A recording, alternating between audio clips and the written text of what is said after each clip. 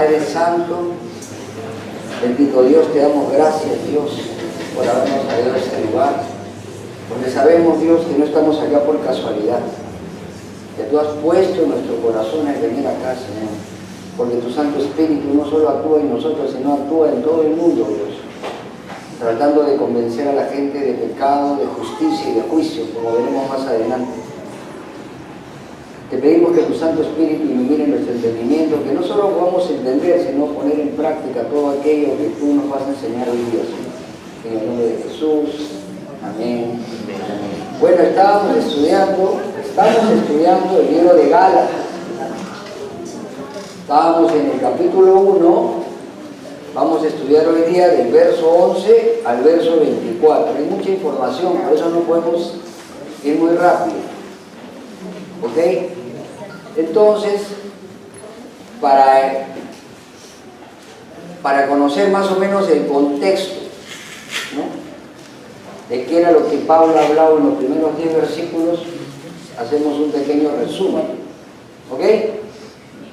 ¿Qué había indicado Pablo en los primeros 10 versículos? Que solamente existe un evangelio y que intentar agregar o quitarle algo al evangelio era como presentar un evangelio diferente.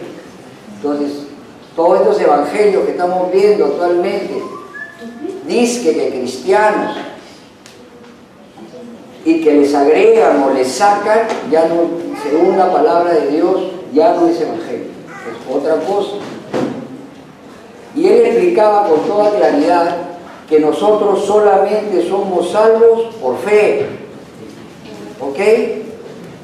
No podemos añadir ninguna obra ni recurso humano. Qué pena, ¿no? Porque siempre queremos ser a veces hasta más buenos que Dios. Hay un versículo que dice que no tratemos de ser más buenos que Dios. O sea, el Evangelio deja de lado todas las obras. ¿Y por qué lo deja? Para que después dice, no nos gloriemos nosotros. Romanos 4:5 es un versículo que habla justamente de eso. Ya. Romanos 4:5 dice, mas el que no obra, si no cree en aquel que justifica al impío. ¿Quién es aquel que justifica al impío? Cristo. Su fe le es contada por justicia. Con frecuencia encontramos personas que piensan que son lo suficientemente buenas como para salvarse, ¿cierto? Tenemos un montón de gente. Hay gente que se me acerca y me dice, pero yo soy bueno. Pero Isaías 64:6, vamos a Isaías 64:6, el libro profético, habla de que lo que significa que yo pretenda salvarme por obras, ¿ok? Porque todos nosotros, cuando no conocíamos de Dios, tratábamos de justificar nuestra vida, tratando de hacer cosas buenas. ¿Está mal? No está mal, pero no salva. Mira lo que dice Isaías 64:6. Si bien todos nosotros somos como suciedad y toda nuestra justicia como trapo de inmundicia. O sea, para Dios eso no vale. La verdadera dificultad no es que la gente se considere suficientemente buena. El tema es que no se consideran lo suficientemente malos. La mayoría de los seres humanos y nosotros mismos, cuando no conocíamos de Dios, creíamos que nos íbamos a salvar, ¿cierto? Y no era así. Qué pena. Entonces aquí vemos a estos judíos que se habían convertido al cristianismo, que decían que para ser salvos no solamente había que creer en Cristo, sino también había que seguir la ley. ¿Ok? Había que circuncidarse, es decir, que la muerte y la resurrección de Cristo no era suficiente. Y es lo que pasa hoy en día, ¿no? No es suficiente en muchas iglesias el recibir a Cristo, sino uno tiene que ir a encuentro, uno tiene que estudiar discipulado, uno tiene que pactar, uno tiene que dar primicias, uno tiene que diezmar, porque si no diezmas eres maldito, eres ladrón. Entonces comienzan a agregar cosas que no tienen nada que ver. Y Pablo decía, y esto es lo terrible y lo trágico, que cualquiera, por eso hay que tener cuidado de lo que uno predica, que trata de mezclar la gracia de Dios con cualquier cosa, puede hacer la ley o puede hacer cosas de hombre, va a estar bajo maldición. En la traducción literal es bien fuerte, dice, será maldito, y quiere decir que está destinado al infierno. Yo no sé si habrá leído eso estos pastores. ¿Por qué? Porque estará pervirtiendo, distorsionando el Evangelio. Y pervertir el Evangelio es aceptar hechos históricos, pero tergiversar la interpretación. Y asimismo, sacar textos del contexto, como es lo que más vemos actualmente, ¿no? Entonces la pregunta que me debería hacer yo, y debería hacerse usted, ¿cuál es el verdadero Evangelio? Voy a hacer un pequeño resumen para que quede bien grabado qué es lo que debe predicar un cristiano, porque actualmente hay esa corriente diabólica, es diabólica realmente, de la teología de la prosperidad, donde Dios es mi empleado, entonces como yo soy hijo de Dios, yo soy hijo del rey, entonces tengo que ser millonario, pues tengo que tener casa con piscina, tengo que tener carro, ¿o no? Y por otro está la hechicería metida en la iglesia, peligrosísimo, porque la Biblia de Apocalipsis que hemos estudiado dice que los hechiceros no entrarán en el reino de Dios, y está dado en el yo declaro, el yo decreto, el yo aplico la sangre de Cristo en mi casa, en mi carro, como si fuera un amuleto. Y nosotros lo que tenemos que pedirle a Dios es misericordia de lo alto y tratar de buscar el reino de Dios y su justicia, y todo nos será añadido. Porque recuerden que nuestra visión está en la vida eterna, ¿no? Ojalá me hubieran enseñado eso a mí cuando tenía 18 años, pues cuántas cosas me hubiera evitado, pero bueno. El verdadero evangelio entonces son las buenas noticias de que Dios salva a los pecadores y nos ofrece vida eterna a su lado. El hombre natural normalmente está inclinado al pecado y por lo tanto está separado de Dios sin ninguna esperanza de remediar esa situación. Pero Dios ha provisto los medios para la redención del hombre en la muerte, sepultura y resurrección de nuestro Salvador Jesucristo. ¿Ok? La palabra evangelio significa buenas noticias. Pero para comprender lo que son las buenas noticias, debemos entender primeramente cuáles son las malas, ¿no? Ese es el problema, que a veces predicamos un evangelio incompleto. Le decimos a la gente que si creen en Jesucristo se van a salvar, pero no le decimos la otra parte, que a veces dicen que no es políticamente correcto, que van a tener que pasar una eternidad separados de Dios. Como resultado de la caída del hombre en el libro de Génesis, ¿no? ¿Se acuerdan? La mente, la voluntad, las emociones y todo lo nuestro han sido contaminados por el pecado. Entonces nosotros, ¿no? A partir de ese momento ya tenemos una inclinación al pecado y decimos que buscamos a Dios, pero en realidad lo que hacemos es formamos un Dios a nuestra manera.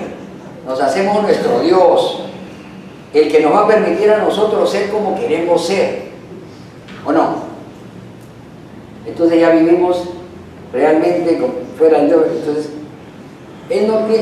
el hombre natural no tiene deseo de venir a Dios, y de hecho, mentalmente somos hostiles, y lo dice la Biblia.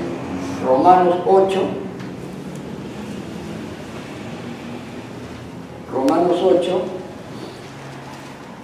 versículos 7 y 8. Mira lo que dice esto. Romanos 8, versículos 7 y 8. Usted lo apunta y después lo lee en su casa también, ¿no? Dice, por cuanto los designios de la carne son enemistad contra Dios, porque no se sujetan a la ley de Dios, ni tampoco pueden. O sea, no puedes. Y los que viven según la carne no pueden agradar a Dios. Así que toda persona que no tiene su fe en Jesucristo no agrada a Dios. Es la Biblia, lo lamento. Dios ha declarado que el hombre que está en pecado va a pasar una eternidad en el infierno. No lo digo yo, lo dice la Biblia. Romanos 3, 23. Es importante que cada vez que usted haga una afirmación, lo sustente. Porque si no, estamos entrando a otro tipo. Por cuanto todos pecaron y están destituidos de la gloria de Dios. Wow. Así que todos estamos destituidos de la gloria de Dios. En el infierno, pues, el hombre va a pagar ese castigo, ¿no?, de estar separado de Dios. Ciertamente estas serían malas noticias si no existiera un remedio. Pero en el Evangelio de Dios en su misericordia ha provisto este remedio, un sustituto que va a pagar por nosotros. ¿Y quién fue? Jesucristo. Entonces, la esencia del Evangelio la predica el apóstol Pablo, y eso debe marcarlo usted en su Biblia, en 1 Corintios. Estoy dando algunos versículos claves para que usted, 15, del 2, y yo voy a leer hasta el 6. 1 Corintios 15, del 2 hasta el 6. ¿Listos? Dice así: por el cual asimismo, si retenéis la palabra que os he predicado, sois salvos, si no creísteis en vano. Porque primeramente os he enseñado lo que asimismo recibí. Miren, él está enseñando lo que recibió, que Cristo murió por nuestros pecados conforme a las Escrituras. La muerte de Cristo, recuerde usted, está profetizado en el libro de Isaías. ¿Ok? Muchísimos años antes de que él naciera, ya Dios había provisto y había profetizado. Y que fue sepultado y que resucitó al tercer día conforme a las Escrituras. Y que apareció a Cefas es Pedro, y después a los 12, y mira acá, y después apareció a más de 500 hermanos a la vez, de los cuales muchos viven aún y otros ya duermen. Dormir es que ha fallecido en Cristo. Así que este es un resumen del verdadero evangelio que hay que predicar. Claro, a la carne no le gusta, pues, porque el que es carnal dice: no, pues yo quiero creer en Cristo porque a mí me han dicho que si yo creo en Cristo voy a tener plata, voy a ser feliz, voy a ser rico, voy a estar sano. Así predican, ¿o no? Así te tiran el anzuelo. Acá es diferente. Acá lo que queremos es que tú creas esto para que puedas nacer de nuevo, como vamos a hacer más adelante. Entonces, en ese momento que uno cree eso, ¿no?, ¿qué pasa? Nuestra vieja naturaleza muere y nosotros somos resucitados a una nueva vida.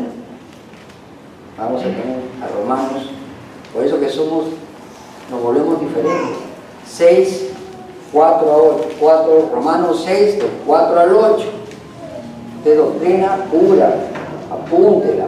O si no, después puede ver el video y analizarla. No me creas a mí, por favor. Lea la palabra. La Biblia dice, en Romanos 6, del 4 al 8. Porque somos sepultados juntamente con Él para muerte por el bautismo, a fin de que como Cristo resucitó de los muertos por la gloria del Padre, así también nosotros andemos en vida nueva. Amén. Porque si fuimos plantados juntamente con Él en semejanza de su muerte, así también lo seremos en la de su resurrección. Sabiendo esto, que nuestro viejo hombre fue crucificado juntamente con él, para que el cuerpo del pecado sea destruido, a fin de que no sirvamos más el pecado. Porque el que ha muerto ha sido justificado del pecado. Y si morimos con Cristo, creemos que también viviremos con él. Pablo nos está diciendo que nos sujetemos firmemente al verdadero evangelio, que es el único que salva. Cualquier otro evangelio es en vano. Romanos 1, 16, 17. El libro de Romanos es el libro de la justificación. Pues. ¿Qué dice? Romanos 1, 16, 17. Porque no me avergüenzo del evangelio. No se debe avergonzar usted del evangelio. Porque es el poder de Dios para salvación a todo aquel que cree. El judío primeramente y también al griego. Porque en el evangelio la justicia de Dios se revela por fe y para fe, como está escrito, mas el justo por la fe vivirá. De hecho, nosotros sabemos, los cristianos, que cuando creemos en este evangelio nacemos de nuevo, ¿cierto? Segunda de Corintios 5, 17, y esto deberíamos leerlo seguido. Segunda de Corintios 5, 17, deberíamos saberlo de memoria, pero para no decirlo mal, voy a buscarlo. De modo que si alguno está en Cristo, nueva criatura es. Yo soy nueva criatura. Las cosas viejas pasaron, he aquí todas son hechas. Ok, va. Una reflexión final. Aquellas personas que como nosotros somos salvados por el poder de Dios, siempre tienen que mostrar la evidencia de la salvación por medio de una vida transformada. Si no, es puro floro. Hay mucha gente por ahí que anda diciendo que es cristiana y se porta peor, ¿o no? Sí, pues. Entonces, ¿qué están haciendo? Están haciendo que los demás blasfemen el nombre de Dios. Si usted todavía tiene demasiado del viejo hombre, de repente no ha nacido de nuevo. Vaya a la presencia de Dios, pídale que el Espíritu Santo entre a vivir en usted. Nosotros los que somos cristianos nacidos de nuevo, sabemos, sentimos cuando obramos mal. No nos escapamos del Espíritu Santo. Nuestra conciencia nos acusa, ¿o no? ¿Ah? ¿Sí o no, Marco? Cuando le echan mucho ají al ceviche. Así que esa es una reflexión que debería tener usted. No puede ser igual si realmente ha nacido de nuevo, porque acá dice que somos nuevas criaturas, que todo es hecho. Bueno, entonces ya sabe lo que es. Ahora vamos a predicar el libro de Gálatas. Es el problema que a veces el Espíritu nos lleva por otro lado. Vamos a primero a leer el versículo 11. ¿Ok? Acá pasa una parte muy bonita del Evangelio que a mí me gusta, la verdad. Dice,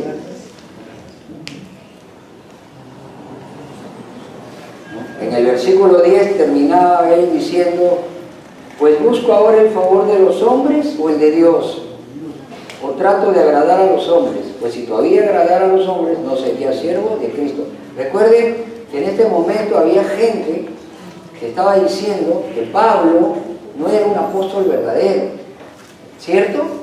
¿Y por qué lo decía? Porque no había parado con Jesucristo. O sea, físicamente él no lo había conocido. Más aún, él había sido un perseguidor de la iglesia. Saulo. Era un fanático religioso. Entonces los judíos decían, oye, pero este no era el loco que perseguía y mataba cristianos, y ahora predica el camino, y los cristianos decían, aguanta, él es el que nos perseguía, que ahora es cristiano. O sea que la posición de Pablo era un poco difícil. Bueno, nosotros también igual, ¿no? ¿Cómo? Ese no era el pata que paraba en la esquina, ahora está yendo a la iglesia. Mira, ese no era el adúltero y el borracho que le sacaba la vuelta a su mujer. Oye, mira cómo anda con su familia, la gente. Al principio, cuando te conviertes, nadie te cree. Por eso ahora Pablo va a defender su ministerio. Por eso dice, verso 11, mas os hago saber, hermanos, que el evangelio anunciado por mí no es según hombre. Acá está diciendo, yo certifico que el evangelio que estoy predicando no lo he inventado yo, no he recibido mensajes de los seres humanos. El evangelio que predicaba Pablo no era de origen humano. ¿Por qué? Porque si no hubiera sido como todas las religiones del mundo. Y las religiones del mundo, si usted las analiza, se basan en la justicia por obras, cuyo origen es el orgullo del hombre, porque el hombre está diciendo, yo me puedo salvar por mí, y es un engaño del diablo. Todas las religiones que usted analice son por obras. La única que es por fe es la nuestra. Y nosotros no somos religión. Romanos 1:16 habla de eso. ¿Dónde está? Pastor, ¿dónde está? Romanos 1:16. Porque no me avergüenzo del evangelio, bueno, eso ya lo vimos, ¿no? Poder de Dios para salvación de toda aquel que cree. Ahora, los judaizantes no solo ponían en duda el mensaje de Pablo, sino también cuestionaban su apostolado, ¿se acuerdan? No formaba parte de los 12 apóstoles, era uno que había aparecido por ahí, diciendo que era apóstol. Así que ahora él va a tratar de demostrar que el apostolado de él viene directamente de revelación de Jesucristo. Verso 12. Es bien interesante, pues. Y de acá se agarra mucha gente que dice que Dios me ha hablado, Dios me dijo. Y después vamos a ver cómo Pablo, ¿no? Vamos a leer primero. Pues yo ni lo recibí, ni lo aprendí de hombre alguno, sino por revelación de Jesucristo. ¿Ves? Yo también, pues, dice. ¿O no? Más adelante veremos cómo Pablo en algún momento dice, oye, yo he recibido esto directo de Dios, ¿no? Voy a ir a ver, voy a ir a buscar a los apóstoles, a ver si lo que yo estoy predicando está bien. Me encanta eso porque eso significa humildad. Ojalá algunos pastores fueran tan humildes como para escuchar a otros cuando están equivocados. Pero no lo hacen. Acá que dice que él no había recibido su apostolado ni la revelación yendo a una escuela, ni había sido ordenado como ministro, ¿no? Su apostolado viene directamente por medio de una revelación que la palabra original se llama Apocalipsis también. Es una revelación de Jesucristo. Es la misma palabra que estudiamos en el último libro de la Biblia. O sea que es una revelación de la misma manera en que fue revelado el Apocalipsis, le fue revelado al apóstol Pablo el Evangelio. A diferencia de muchos judíos, la mayoría no estudiaba las Escrituras en sí, sino que usaban interpretaciones humanas de las Escrituras como su autoridad y norma. Parece algunos cristianos que prefieren leer un libro de Maldonado que leer la Biblia. Más aún, muchas de sus tradiciones de los judíos, además de no ser enseñadas por las Escrituras, las contradecían. Mira lo que decía Jesucristo en Marcos 7:13. Le dice, invalidando la palabra de Dios con vuestra tradición que habéis transmitido, y muchas cosas hacéis semejantes. La tradición, por ejemplo, la tradición que hay en la Iglesia Católica, ¿no? Otra vez tuve un tema con un hermano, un amigo, que me decía que la catequesis católica es la Biblia, ¿no? Demuéstrame. Cuando tú le dices a alguien, demuéstrame con la palabra, entonces empieza pero ¿qué papa de qué? ¿No? La Biblia. La Biblia de Católica es casi idéntica a la Reina Valera 60. Tiene algunas cositas. Pero si tú la lees, como la he leído yo, porque eso usa la Biblia latinoamericana, es igualita. Entonces, ¿por qué enseñan otra cosa? ¿Dónde está el purgatorio? No hay. ¿Dónde está el bautismo de niños? No hay. ¿Dónde está orar por los muertos? No hay. Nosotros no oramos por los muertos, oramos por los muertos. Entonces oramos por los que quedan vivos, porque el muerto ya tuvo la oportunidad de recibir o no a Cristo. Claro, todos le pedimos a Dios que tenga misericordia, pero ya no es un tema nuestro, ¿no? Y esas tradiciones, aunque usted no crea, también han entrado en la iglesia cristiana. Y como uno va, se sienta ahí y ve a alguien que cree, que conoce toda la verdad y la dice, pues uno la cree, ¿no? ¿Cuánta mala doctrina hemos recibido nosotros cuando estábamos en otro lado y creíamos? El diezmo, que si no lo diezmaba iba a ser maldito, y de todo yo sacaba el 10%, decía, no, tenía que te voy a dar 20, te voy a dar 20, porque ya estaba asustado. Yo no diezmaba por amor, nada, por miedo, ¿no? De verdad, porque si no diezmaba, de repente me iba a ir mal en el trabajo, me iba a enfermar, porque eso es lo que me enseñaba. Y en el culto, cuando usted entra a esos cultos, lo primero que te piden es viñete, ¿o no? Antes de empezar el culto ya te están pasando el sobre. Y antes de darte la predica ya te pidieron el diezmo y la ofrenda, y durante la predica te la vuelven a pedir. ¿Dónde está? Yo no veo a Jesús diciendo, oye, ya pedíame. Pablo no está, Juan, ya pídame el diezmo. Más bien ellos daban, ¿cierto? Ese es otro tema. Seguimos. Vamos al versículo 13 y 14. Gálatas 1, 13, 14. Y aquí es donde él demuestra por qué el Evangelio viene de Dios. Y es por eso que nosotros, el Evangelio se tiene que ver en nosotros, no en lo que hablamos.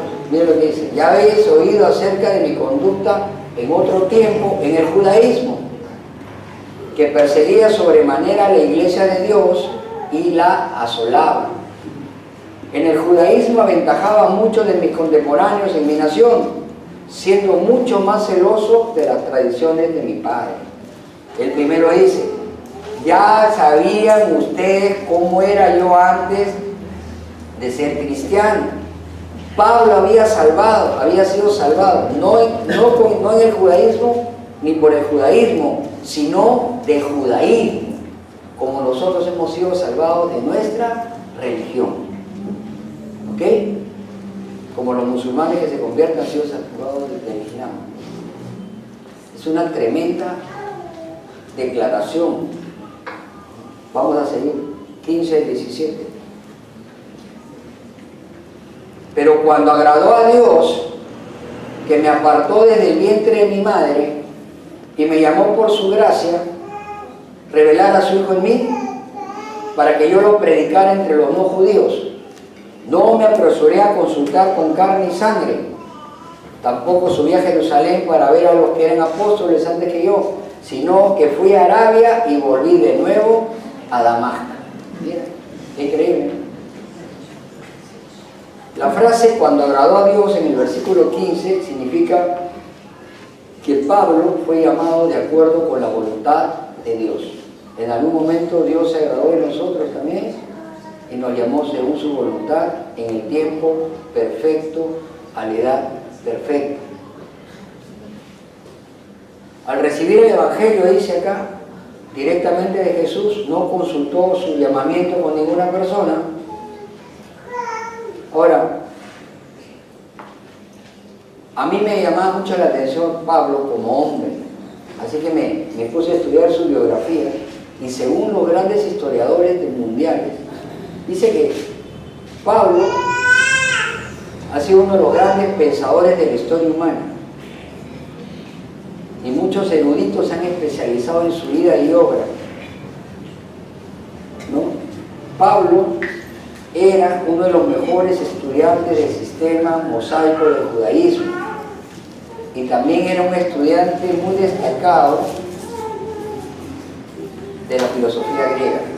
Según estos historiadores, si Pablo no hubiera sido cristiano, igualito hubiéramos escuchado hablar de él, porque era una persona súper capaz.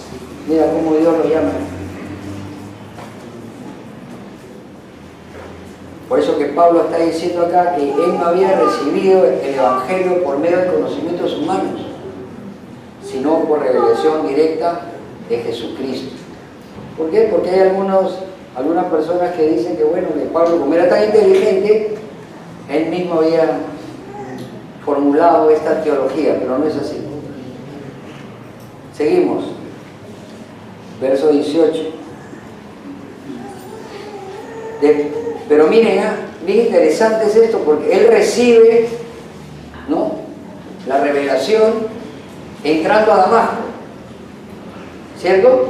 Donde estaba yendo a perseguir a la iglesia.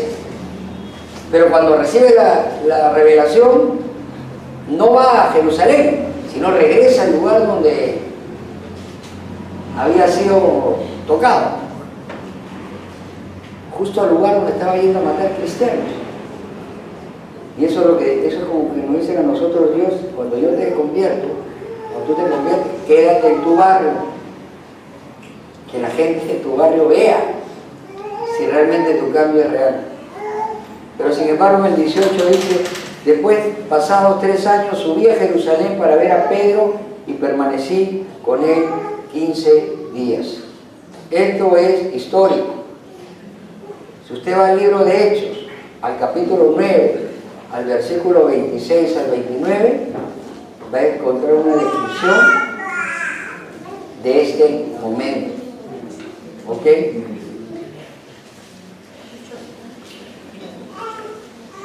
Después de 3 años, o sea que Pablo pasó 3 años en el desierto, ¿no? Es interesante, porque cuando uno lee la Biblia, encuentra cómo Dios siempre mandó a sus hombres al desierto. A Moisés lo mandó al desierto, ¿se acuerdan? A Elías también lo mandó al desierto. David fue entrenado al aire libre. Dios usa el mismo método con Pablo. ¿Y saben qué? A Jesús también fue llevado al desierto. ¿Se acuerdan? En Lucas 4, 1, 2, cuando dice que Jesús fue llevado por el Espíritu al desierto por 40 días. La pregunta es: ¿Dios nos está llevando a nuestro desierto para formarnos o no? Miren, vamos a hacer un poco de historia, vamos a regresar a Deuteronomio 8, cómo Dios trató al pueblo de Israel y por qué lo llevó al desierto. Deuteronomio 8, del 11 al 16. A mí me encanta esta parte de la Biblia. Deuteronomio 8, del 11, me gusta y lo leo seguido porque dice: cuídate de no olvidarte de Jehová, tu Dios.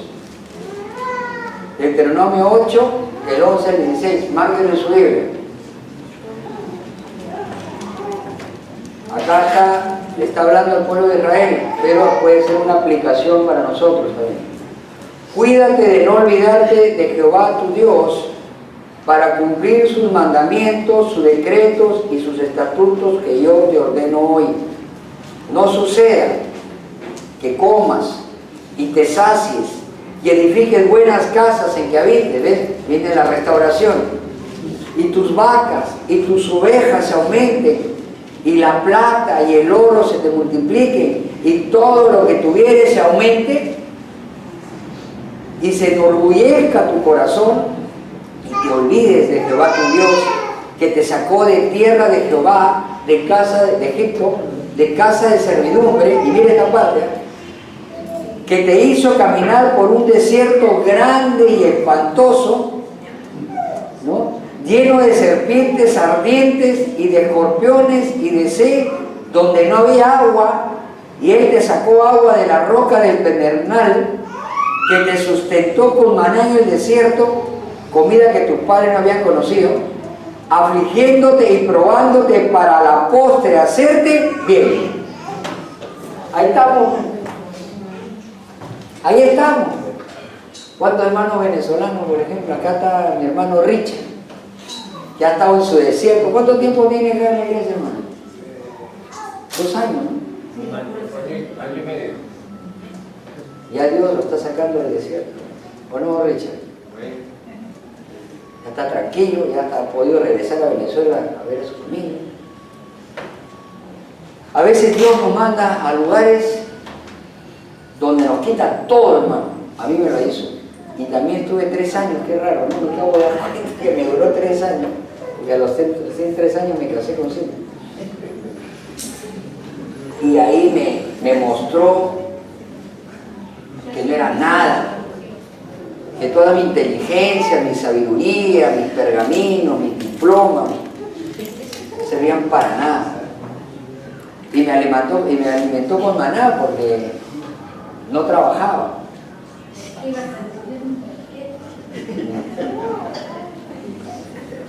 Y al final de toda esa prueba, me afligió, me probó y a la postre me hizo bien. Así que si usted está en el desierto, tranquilo. Y acá hay mucha gente que puede dar testimonio de los desiertos. Mi hermano Osvaldo también. Vamos a seguir. No se asusten.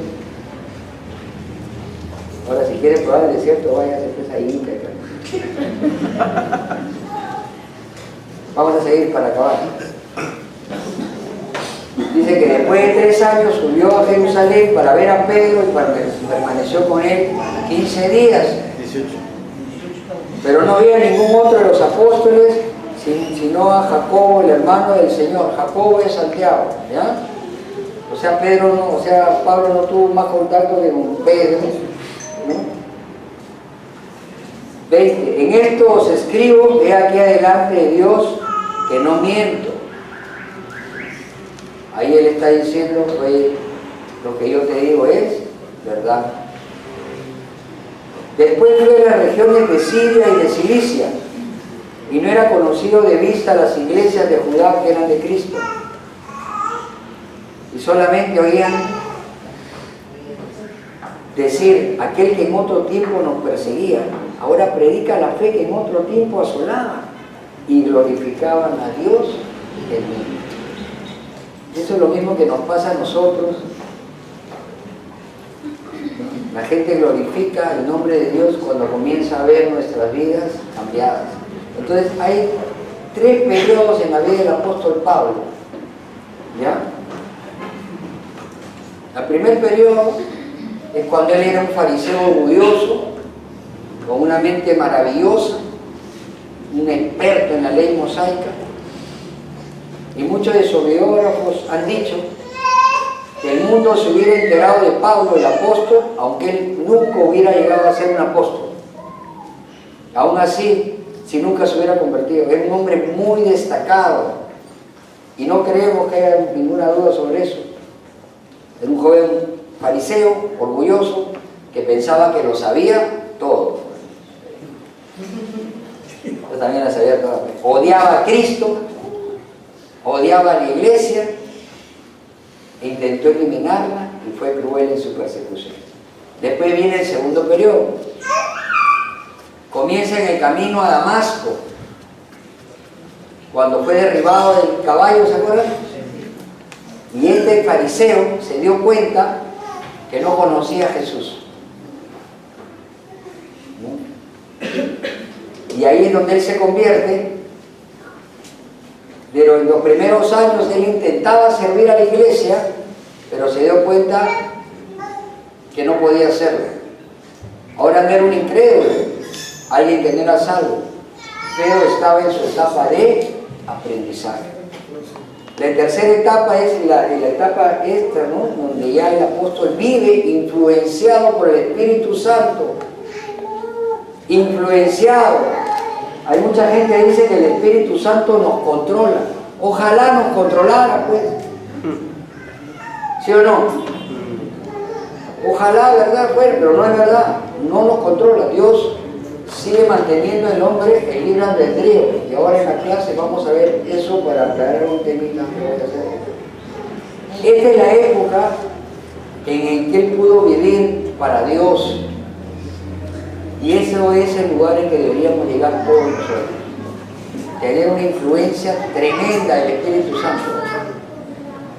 A ver, ahora tenemos 5 minutos y en 5 minutos yo les voy a explicar, para que usted sepa, cuál es el papel del Espíritu Santo en nuestras vidas en la actualidad. ¿Ok? Miren, de todos los dones que Dios puede haber dado al mundo, lo más grande para mí es que pueda tener la presencia del Espíritu Santo en mi vida. De todo.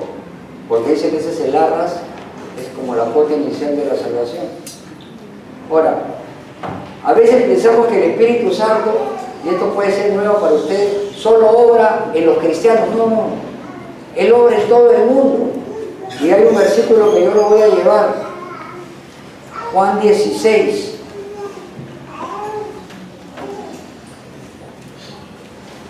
Juan 16, del 7 al 11.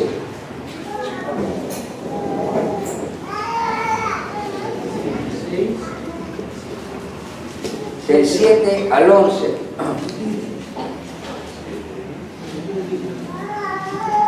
Mire, vean, vamos a leer. ¿Llegaron? Pero yo os digo la verdad.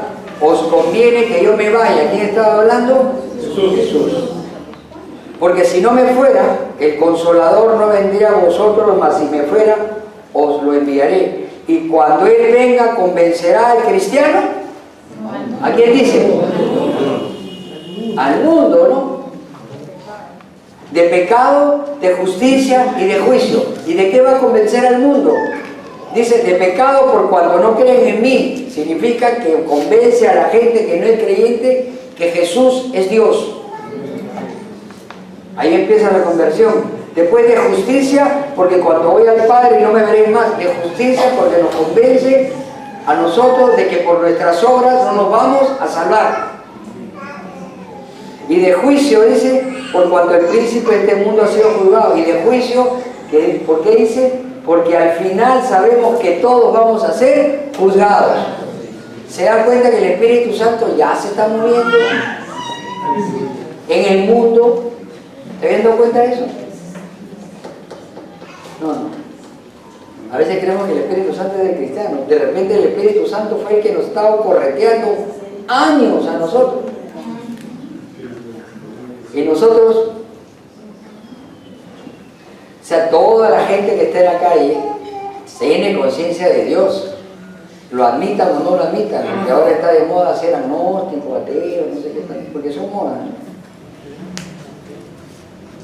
Entonces, ahí tenemos al Espíritu Santo moviéndose en el mundo, tratando de convencer a la gente, ¿no? Que Jesús es Dios, que de lo que tus obras no valen y de que algún día vas a ser juzgado. Pero una vez que somos salvos, ¿no? El Espíritu hace morada en nuestros corazones para siempre. Nos sella, confirma, certifica, nos da la seguridad de que somos hijos de Dios y vamos a tener vida eterna. El Espíritu Santo toma residencia permanente en nuestra vida, eso ya lo saben, ¿no? ¿Y cuáles son las funciones del Espíritu Santo? Y nosotros, primero, revelarnos la verdad. Juan 16, 13. Pero cuando venga el Espíritu de verdad, Él os guiará a toda la verdad. Él revela en nuestras mentes todo el consejo de Dios con relación a adoración, doctrina y la vida cristiana. Él es el guía fundamental que va delante de nosotros, mostrándonos el camino, removiendo obstáculos, abriendo el entendimiento, haciéndonos las cosas claras y evidentes. Él nos conduce por el camino que debemos andar. Sin tal guía estaríamos expuestos al error, y ahí está el problema. A mí me da la impresión que hay millones de personas que dicen que son cristianas y no han nacido de nuevo. Por eso están en el error. Alegrémonos que Dios nos ha traído a una iglesia de sana doctrina, pero no nos ha traído para que estemos sino para que nosotros ayudemos a esa gente como alguien en su momento nos ayudó a nosotros a salir del error. Las funciones es conceder los dones, eso ya después lo vamos a ver. Y al final, el fruto del Espíritu Santo en cada uno de nosotros, que es lo que siempre yo les pregunto a usted: ¿usted es cristiano? ¿O cree que es cristiano? ¿Cómo sabemos si somos cristianos? Jesucristo lo dijo: por tus frutos. Analícense, agárrense Gálatas 5, 22 y 23 y vean si ahora aman más, si ahora tienen más paciencia, si son más generosos, si son más mansos con la gente, o si los pican y pum, le muerden el cuello, como antes. Yo lo hacía, yo saltaba el cuello. ¿Qué tal dominio propio tiene? Te ponen la chela, te ponen unos, ya saben, ¿no? ¿Cómo está el dominio propio? La boca, la fe. Eso es importante. Por eso que en el próximo culto vamos a ver esa parte, ¿no? Que a mí me llamó la atención. Si Pablo había recibido directamente el Evangelio de Cristo, ¿cómo sabía él que estaba predicando el verdadero Evangelio? ¿No se han preguntado eso? Bueno, en la próxima clase, el próximo culto, vamos a ver a Pablo subiendo, hablando, y los apóstoles confirmándole que lo que él había recibido era exactamente lo mismo que Jesucristo les había enseñado. Solamente con la diferencia que a Pedro habían sido mandados a los judíos, pero a él lo estaban mandando a los romanos. Así que si usted quiere tener un apóstol, ahí tiene a Pablo, ¿ya? Sí. Para que no le diga a otros que tienen como 80 apóstoles, también se va. ¿Ok? Vamos a ponerlo de pie.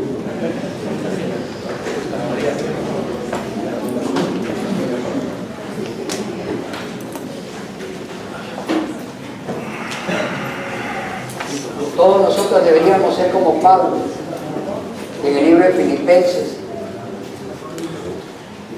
en el capítulo 3, lo voy a leer.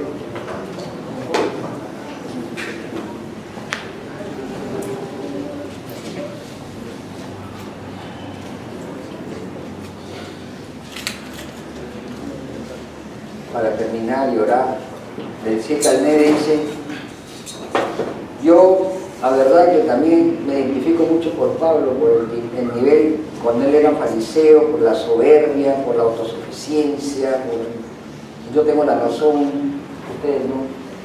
Pero como Pablo podría decir, como dice en 3, 7 al 9, dice: pero cuantas cosas eran para mi ganancia, las he estimado como pérdida por el amor de Cristo. Y ciertamente aún estimo todas las cosas como pérdida por la excelencia del conocimiento de Cristo Jesús, mi Señor, por amor de la cual lo he perdido todo y lo tengo todo por basura. Para ganar a Cristo. Yo todo lo anterior lo tengo por basura. Vamos a cerrar nuestros ojos y vamos a orar y después vamos a tener Santa Cena. Padre Santo, te damos gracias, Dios, en esta mañana por tu palabra. Y te pedimos, Dios, que así como a Pablo, Señor, tú le abriste el entendimiento, nos abras el entendimiento a nosotros, Señor, a través de tu palabra cada vez que nos sentemos a estudiarla, Señor. Te lo pedimos en el nombre de Jesús. Hoy queremos pedirte perdón, Señor, si hemos estado andando en el error, si todavía en nuestro corazón hay dudas. Llévanos al estudio de la palabra, Señor. Tú nos has traído a una congregación que se llama Berea porque nosotros somos personas que escudriñamos las Escrituras. Si bien escuchamos con respeto a los predicadores, no nos quedamos ahí. Porque un verdadero predicador, Señor, no se ofende de lo que escuchan y certifican de lo que Él dice es verdad. Yo te pido, Dios, como pastor de esta congregación, que tú pongas el querer como el hacer a cada una de las personas que han venido a este lugar, a estudiar tu palabra, Dios, porque en ella, dice, está la vida, Dios. Gracias te damos, Señor, por este tiempo especial. En el nombre de Jesús, amén y amén.